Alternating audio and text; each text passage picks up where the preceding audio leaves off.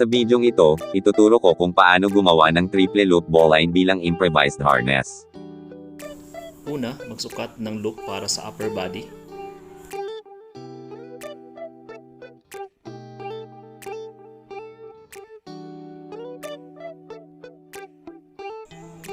Pangalawa, magsukat ng loop para sa lower part gamit ang tie.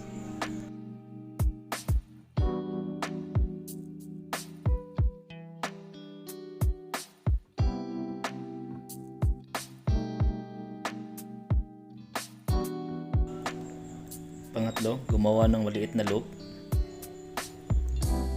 Mula sa standing part, gumawa ng bite at ipasok sa maliit na loop. Pang-apat, ipasok ang unang loop na ginawa para sa upper part doon sa bite.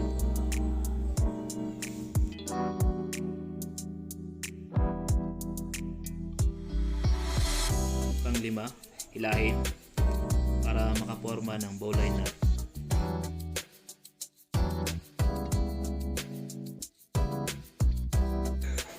Pagkatapos, isuot ang dalawang loop sa paa at atakin papuntang hita.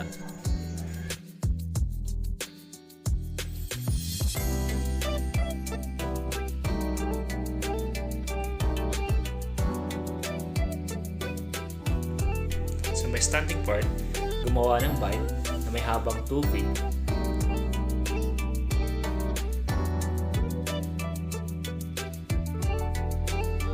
Mula sa bite, gumawa ng butterfly knot.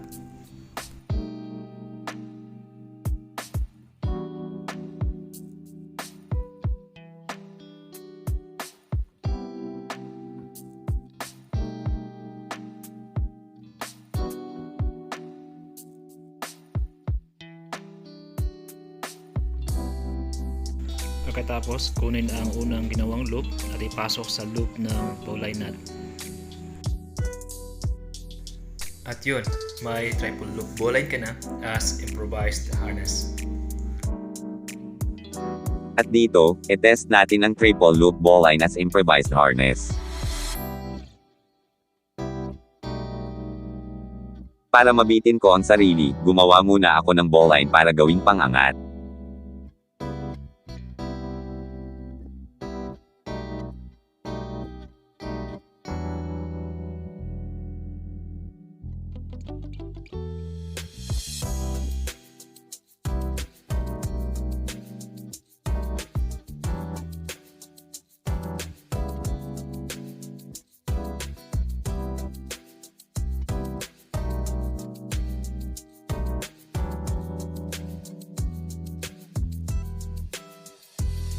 Dito gumawa ako ng clove hitch para maging stopper.